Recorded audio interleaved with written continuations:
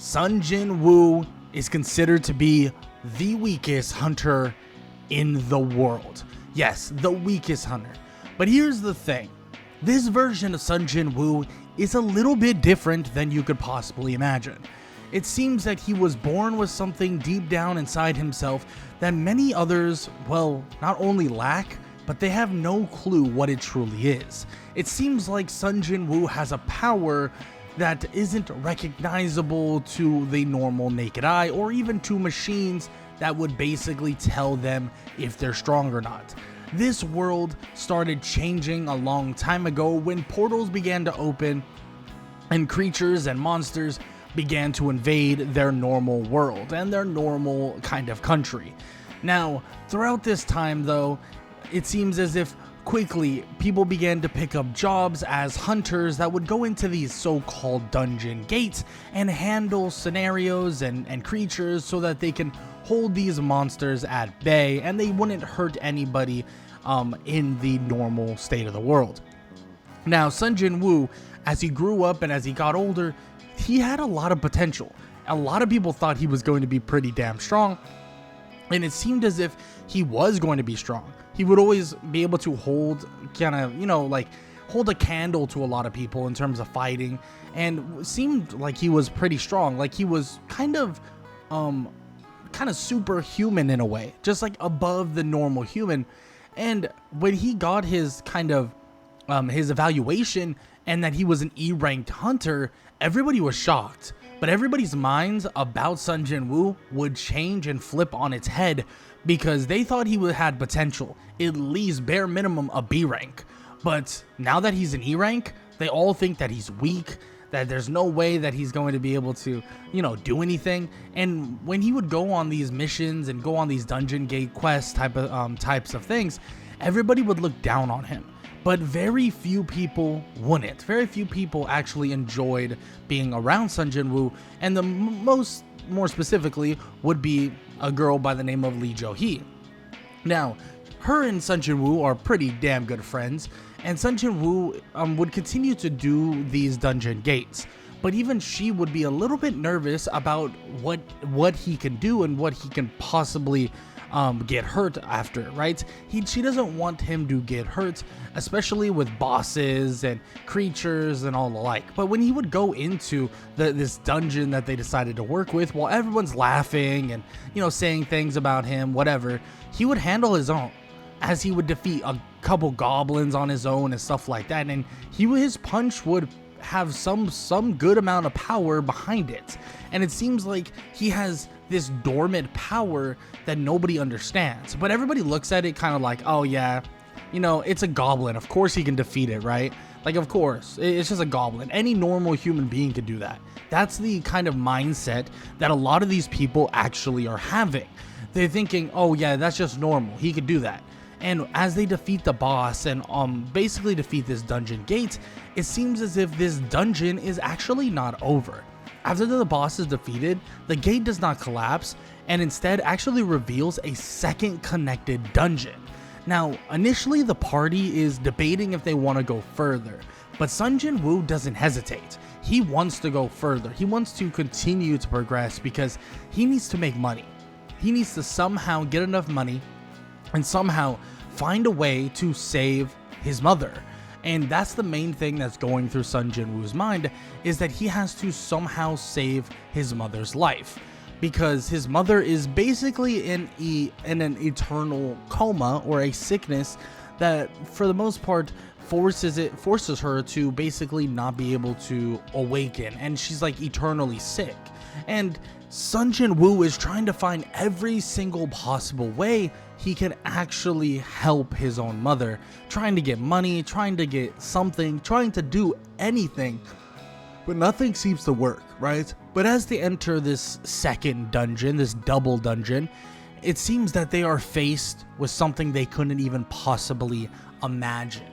This dungeon is something of legend, because this right here, well, is very terrifying.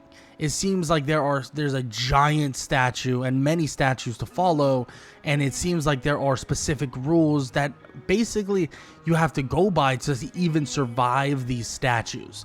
The first one is to revere God. Second is to praise God. And the final one is to prove your faith to God. Now, everything would seem kind of terrifying in here, but Sung Jin Woo himself, he actually wouldn't be that scared.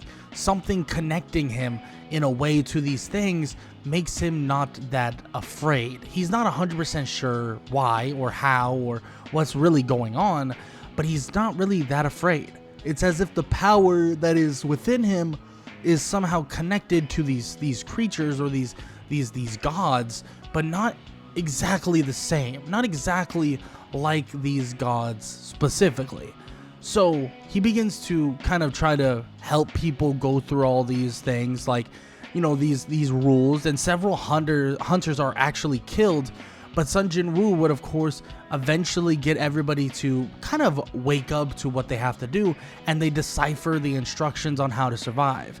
And luckily enough, they're able to do most of the things that are needed in terms of revering God, praising God, but proving your faith to God, or proving your faith, was going to be and is the hardest thing, because it seems as if when they're doing this last part, everybody starts freaking out and starts running out the doorway that has finally opened.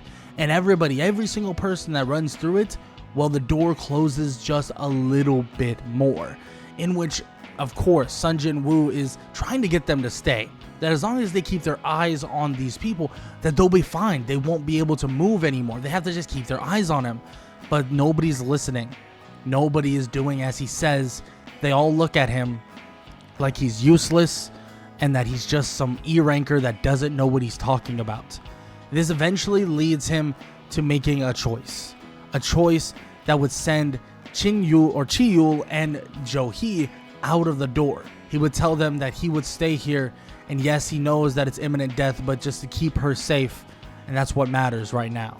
They would race out the doors, the last two excluding Sung Jin Woo, and Sung Jin Woo would watch as these creatures or these kind of stone statues would approach him and basically are about to absolutely obliterate him. And as they're striking down, Sung Jin Woo can feel the pain, but he still tries to fight back, and he can feel the strength surging within him, but soon it'll be gone, because he would be gone. He would be basically taken out entirely, but he won't actually be dead. As he does somewhat die, he receives a message that has completed a hidden quest, and that he can become a player if he accepts. And of course, that's what he does, and he would awaken 3 days later after a pretty extensive coma. And initially he thinks, well, that he just dreamed it. But of course, this was not a dream, because the investigators from the Hunters Association begin to tell him exactly what happened, and that Jo-hee and Chi-yul, they all reported the same thing.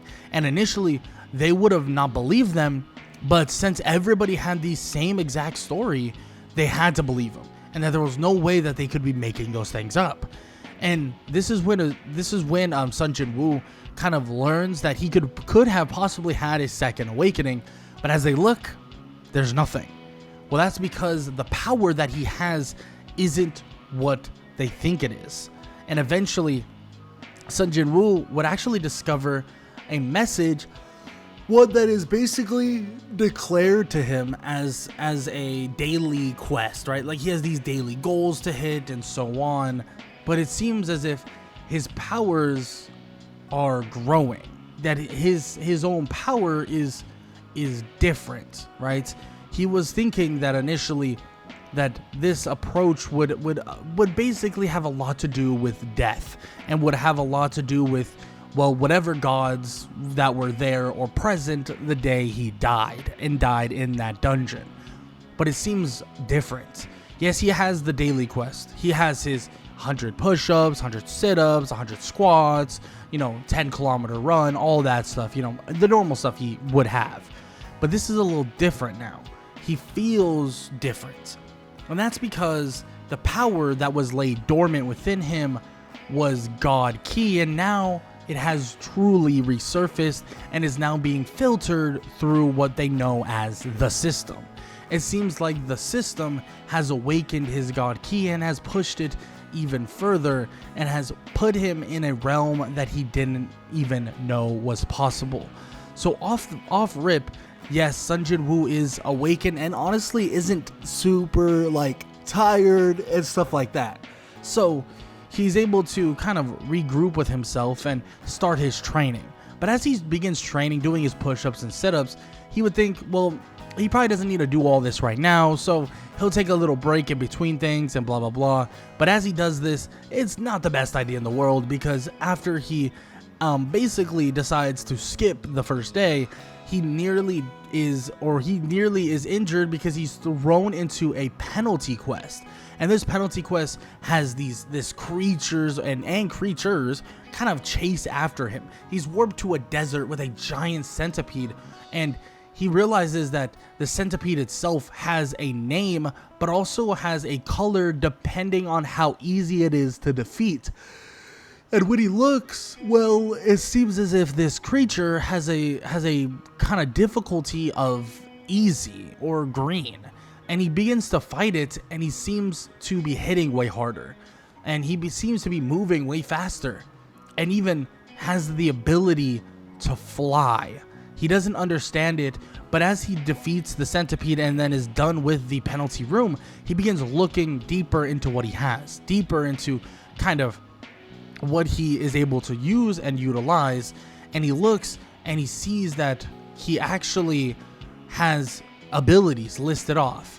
It seems like one of them, though, is known as God Ki, but also the rest has flight, has enhanced strength, speed, and stuff like that. But he also has a full-on stat system, and also another thing that actually surprises him, which is a transformation list. Now, this is completely bordered off and locked entirely, but it is something that basically perks his interest. Yes, his flight and all this other skills are amazing, but what is a transformation? What do they mean by that? Will he turn into a centipede? Is that what he's gonna do? Turn into a creature? He doesn't really want to do that, so maybe he should avoid doing that, at least for the moment. But with that said, he begins to actually do his daily quests, and he would receive stat bonuses, loot boxes, which results in him kind of receiving many useless but also one useful thing, which would be an instant dungeon key. And this would interest him because, well, this probably would be good practice to see how he levels up, the skills he can upgrade and stuff like that. So he decides to enter this dungeon key. And as he enters it, well, he begins to actually be confronted by creatures that are a little bit different. These creatures are kind of resemble something that he doesn't really understand. Now, for starters, it starts with basically a simple goblin-like creature. But when he would get to this other creatures, it would actually be this odd-looking bobcat-like creature.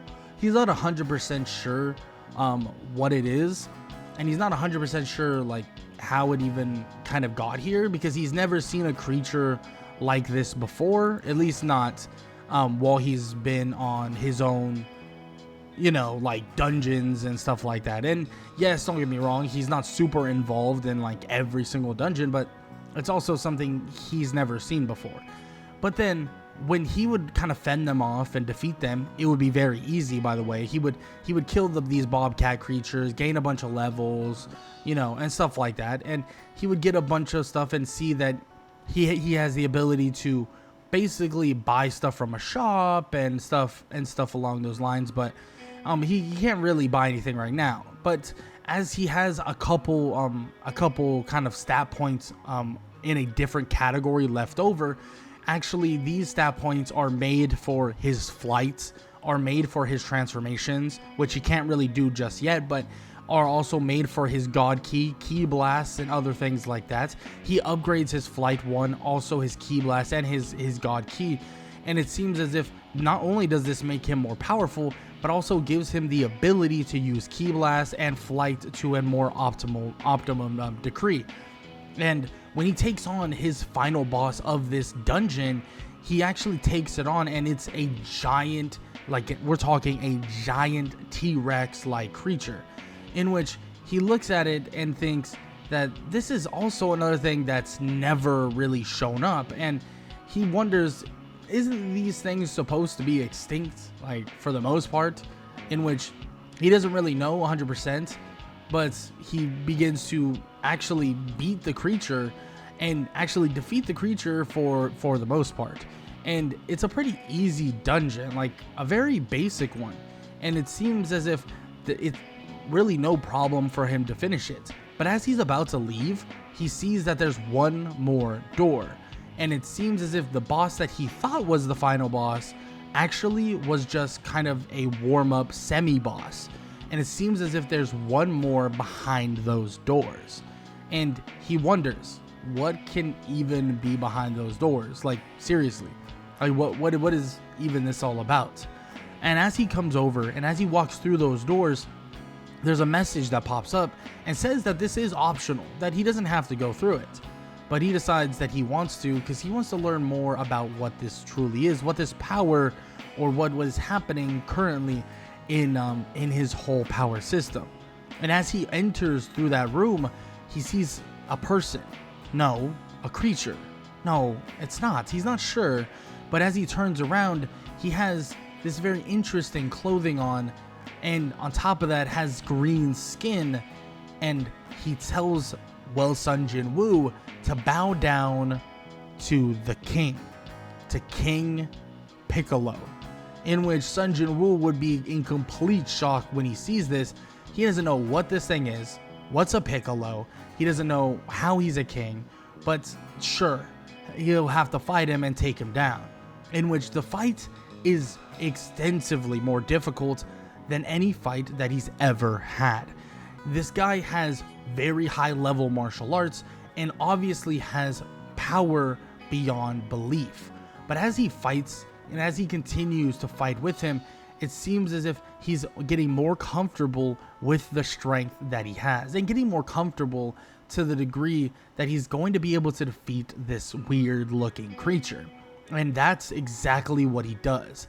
He would, with one foul long punch, with all the power behind it, he would go spiraling through the chest. Yes, the chest of the Demon King Piccolo, or the dungeon boss known as King Piccolo, ending him in one foul swoop. And he would get a ton of levels, but also kind of something else that basically deems him as the Demon Slayer.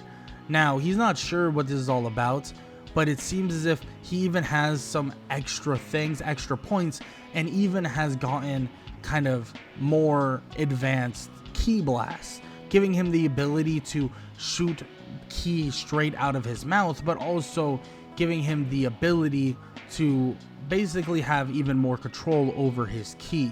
He's not sure what that was all about. He's not sure who this Demon King Piccolo even is, but it must have some connection to whatever this godly power that was given to him. And of course, Sung Jin Woo has no idea that this leveling system wasn't supposed to be the way it is. The way it was initially, it has nothing to do with God Ki at all. But given that he was the one that was gifted through basically the gods himself, it has basically reawakened God Ki within the system, and has forwarded the dungeons and other things a lot differently, and has basically connected him to a universe that he knows absolutely nothing about.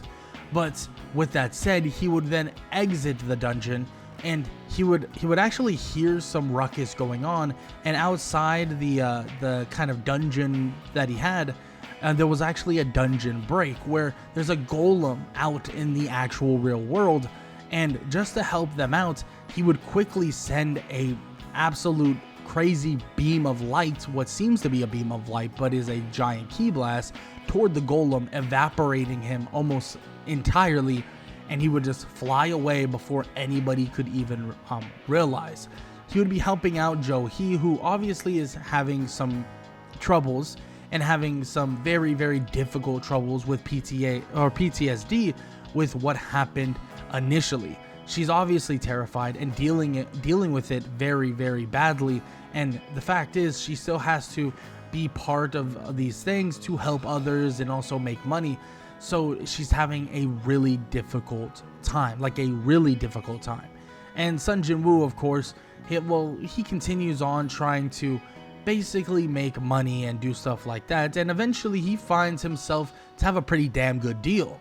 He joins this C rank hunter, Hwang Dong-suk, and he believes that, whoa, like, this is gonna be crazy. I'm gonna get a bunch of money. I just can't have any of the drops, but I'm gonna have a good amount of money from this. And it's basically just to fill up this group because they are going into a C rank insect dungeon with basically the contract is stipulating that Sung Jin Woo doesn't have to fight. He just won't get any battle drops and stuff like that, like I said. So him and also a first-timer D-rank Yo Jin-ho would actually join them, and he obviously is completely tricked out in some crazy armor because of his absolute massive wealthy family. And it seems like everything's going alright. But Sung Jin Woo, when he would enter the dungeon, he would get a bit uneasy.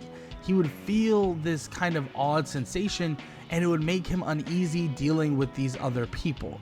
Now, initially, he would think maybe he's just overthinking things, but after they defeat all the monsters and head in to basically take on the final boss, it seems like the hunters that invited them here actually and basically are going to sacrifice them and have them die to this sleeping spider, in which this is horrible because Dong-suk would basically trap Jin-ho and Sung Jin Woo in the boss room, waking up the spider in the process, and Sung Jin Woo would have to take on this giant spider.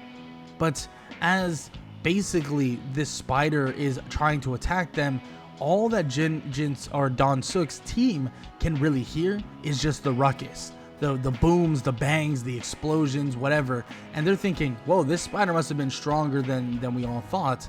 But soon they'd realize it wasn't the spider, because Sung Jin Woo would begin to blast the spider using any creative ki blast he can possibly use, and would just absolutely obliterate it. And all that was left is an aura of this kind of reddish kind of aura that would be left, or this red kind of yellow aura that would be left from the residue of the ki blast.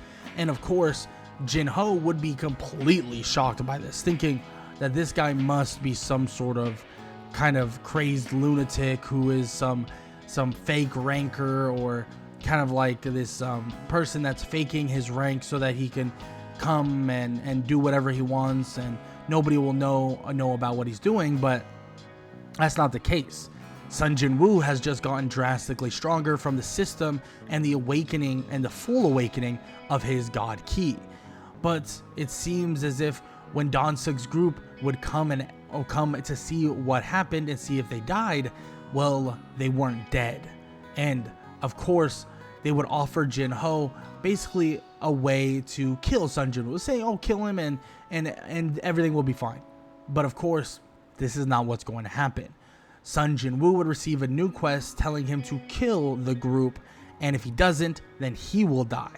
And this leads to a massacre lit up in flames, because he would wipe them out with one slash of his hand. As he moves his hand, a giant wave of ki would roam over it, and it would just incinerate them all.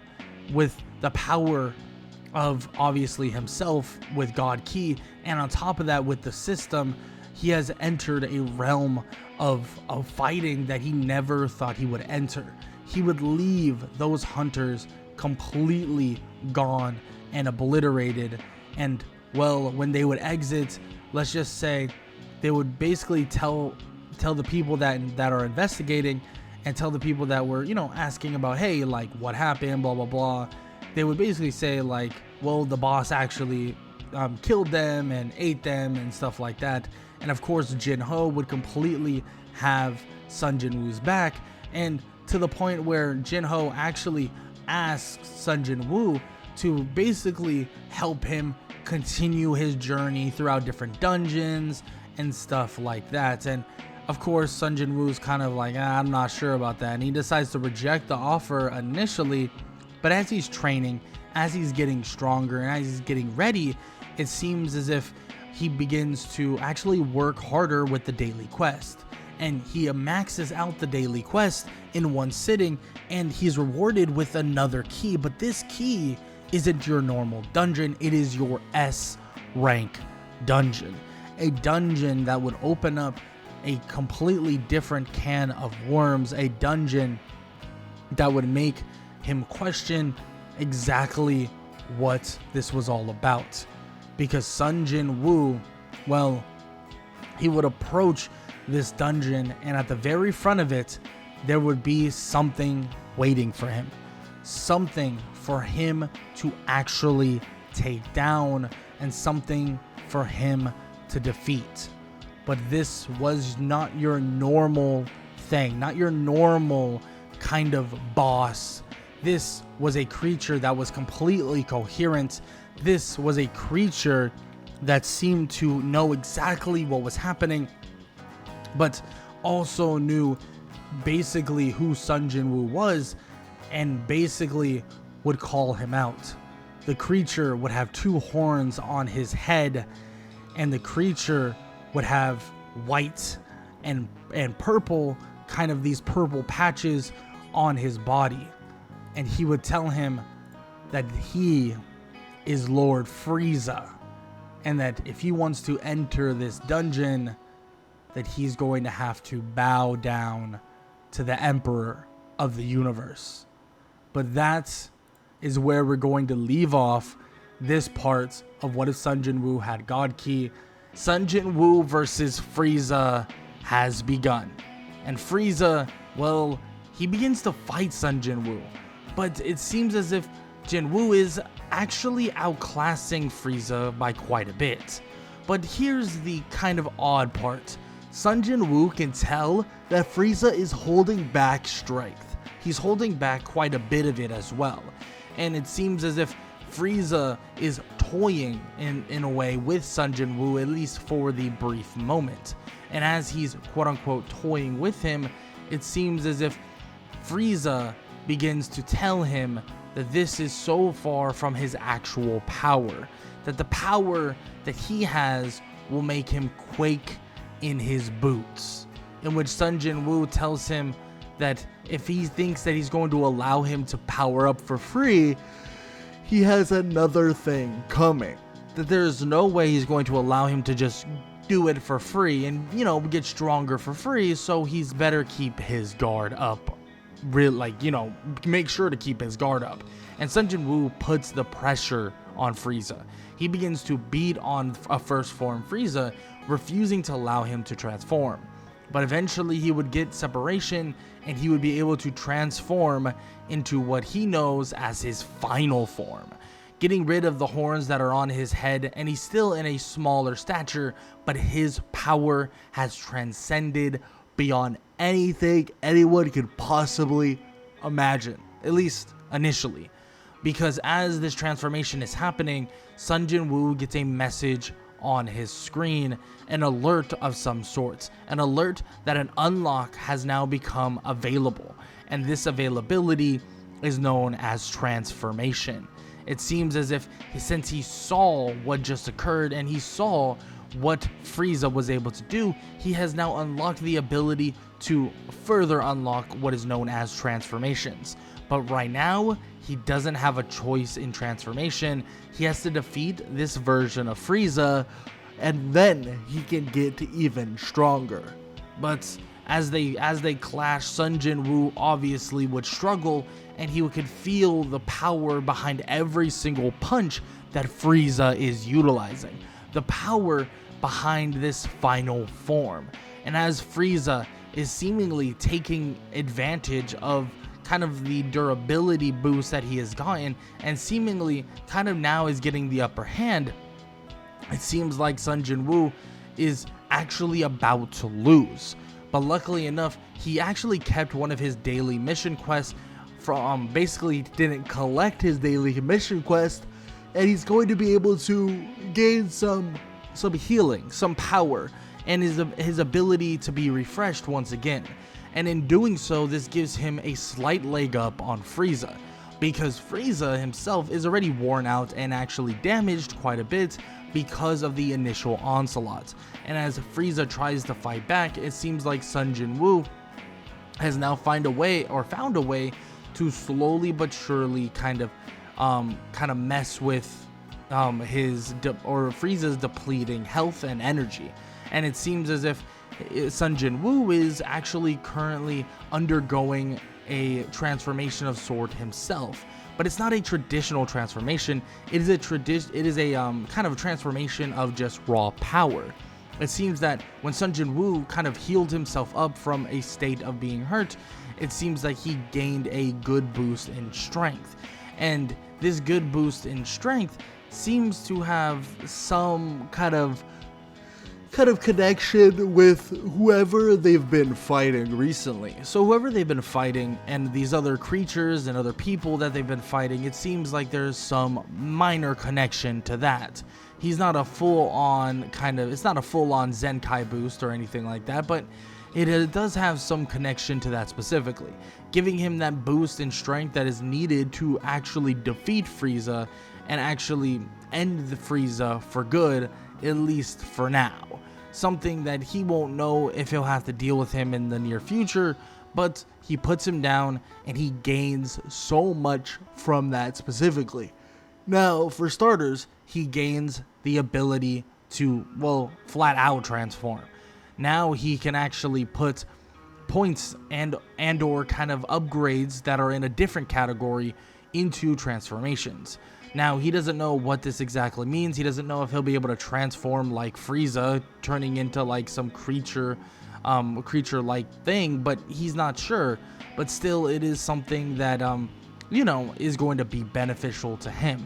And yes, he blew through potion after potion and, his ability to heal and all those things. He blew through quite a bit trying to take down this person, but it seems like he's not just quite ready to take on this dungeon, so he decides to actually, not actually keep on pushing forward, and decides to actually go kind of deal with a good buddy that he met before by the name of Jinwoo, who he'll begin to work with because he actually kind of realizes and learns that he has to basically get the ingredients to this one healing like potion for his comatose mother, and he's going to have to do a lot of different things to actually get to that point. So he does accept the request, of Jinwoo, and basically aids him in a bunch of dungeons. We're talking a bunch of them, and these dungeons,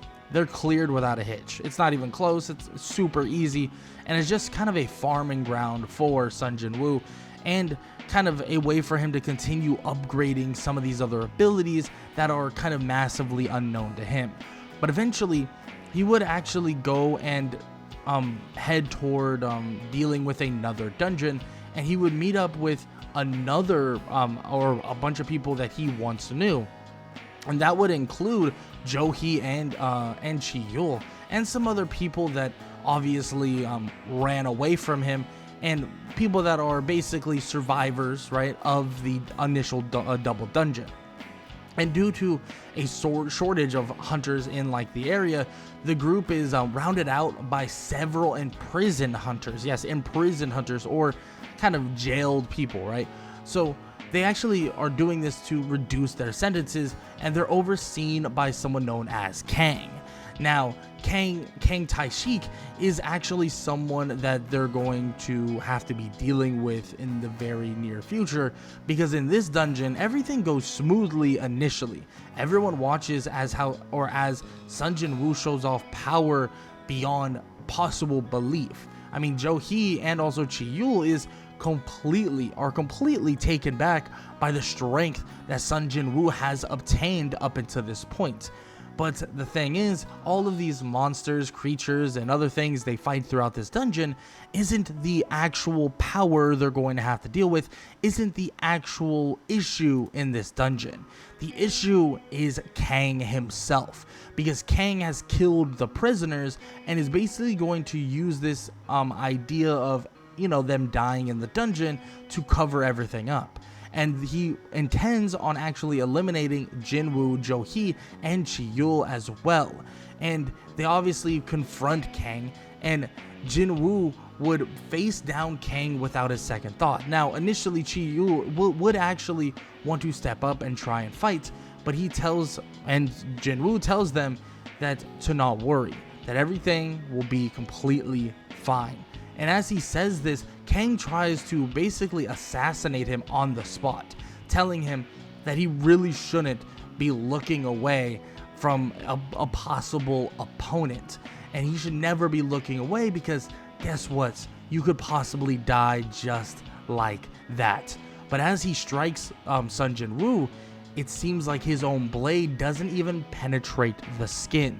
And Sung Jin Woo is standing there with an aura now surrounding him, an aura that pushes Kang backwards and lights up the entire area, forcing Kang to basically not hide in the darkness and not hide to basically have his next sneak attack. And everybody stands there.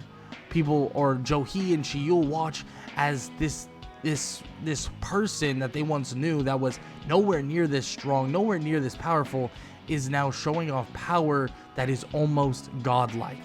And in a matter of seconds, he beats down Kang and would actually end the life of Kang at basically the mercy of the system, telling him to either kill Kang or die himself. So the obvious choice is to end Kang, and that's exactly what he does, ending Kang very swiftly and actually gaining even more power from this. And it seems like he's just gaining and accumulating power beyond belief. And his transformations, yes, they're minimal at this moment, but he can feel that the combination of the power and all of these things that are happening is leading him to possibly understanding and utilizing a transformation that would step into the place of godhood. But it seems as if the system itself is trying to stop him from reaching it. It's odd. It's as if there's two different powers clashing with each other. It seems as if the power that was already laid dormant within Sung Jin Woo is clashing with the godlike power of the system.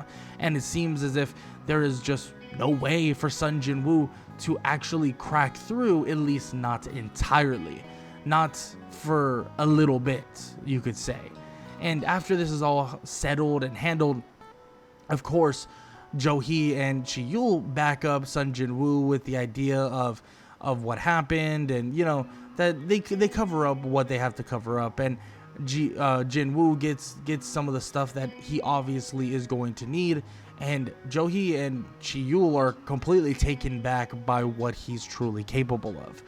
And Jo-hee even later on decides to tell Jinwoo that she is retiring as a hunter, and that she doesn't really want to be around this lifestyle anymore, in which of course Jinwoo understands, but his mission is solid and his mission is at a go-ahead, and he continues forward with his dungeons, continues forward with dealing with Jinho as they clear out dungeon after dungeon. This even leads to the White Tiger Guild recruiting manager noticing Sung Jin Woo's name, and he would eventually realize he got reawakened, but he technically didn't, right? And he would attempt to recruit Jinwoo, but obviously fails, and Jinwoo receives a message, eventually leading him to actually going into his very first job change quest.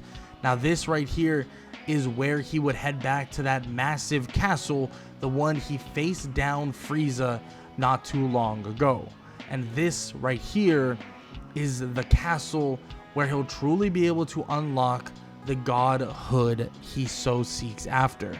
But a choice is going to have to be made. He walks through various different different creatures that resemble creatures that he or people that he has faced throughout this time. People like Kang the assassin, but also others like King Piccolo that he faced once before. And it seems as if these other creatures slash people slash bosses are showing up kind of in a way.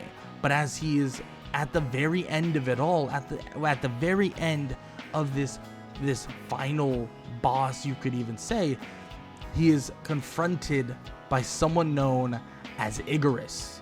Icarus, the Blood-Red Knight Commander, is far more powerful than any creature or any person or any kind of boss that he's fought so far in this castle.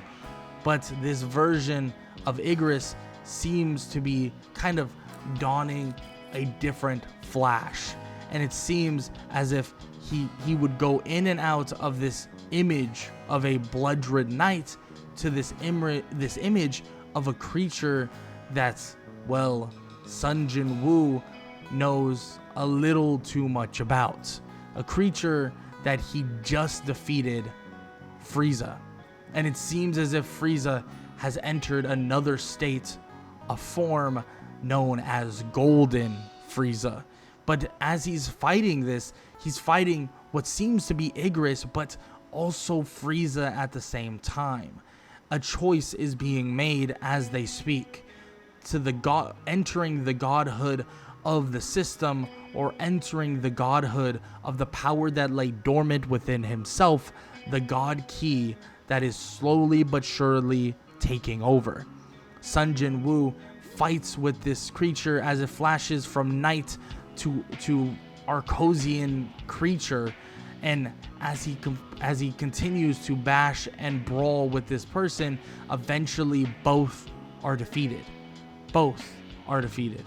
And as they're defeated, Sung Jin Woo can feel power surging within his body, and it seems like a choice is to be made, a choice very soon, as he's completely surrounded by an endless horde of unrecalling just creatures and knights and assassins and mages and so on. As they continue their onslaught, as he continues to fight back, he's covered entirely, and a choice still needs to be made. A choice that would be revealed before the one he would normally get. He is no necromancer. He is no shadow monarch. This is to become a god. As he sees it come up in front of his face, it basically tells him to enter a state of godhood, to enter a state of key manipulation that even the gods themselves would only be able to maintain, and become what seems to be a resemblance of what many would see as a Super Saiyan god. But he is no Saiyan. He has entered and could leap into godhood if he just decides to accept. But it seems like the system is slowly but surely trying to creep over and gain more control, because it seems as if it doesn't want Sung Jin Woo to make this choice. It wants Sung Jin Woo to make the choice of a shadow monarch, giving him the actual choice earlier on. And as he's covered in these other mages and assassins and so on, he chooses the one thing that felt like it's always been a part of him, gaining full control over his god key.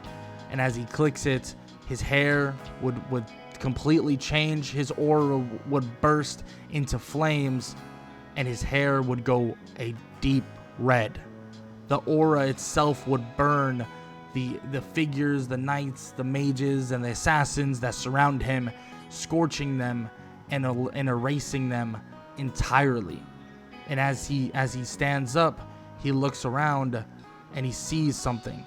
He sees Icarus and Frieza laying dormant on the ground, but separated. And he looks at them both, but instead of walking up, and instead of moving his hand over them and summoning and saying his signature, arise, he would let them lay dormant. And he would tell them that they were great warriors and that now they can sleep. And as he walks away, as the castle would be over and as the castle would crumble, there's so much more for him to deal with, so much more for him to handle. Things are not over just with the kind of awakening of his godhood and his godlike power. No, because he still needs to save his mother, and he still needs to do so much more in this world. But for now, this is where the story ends. The story of Sung Jin Woo that has entered the state of godhood.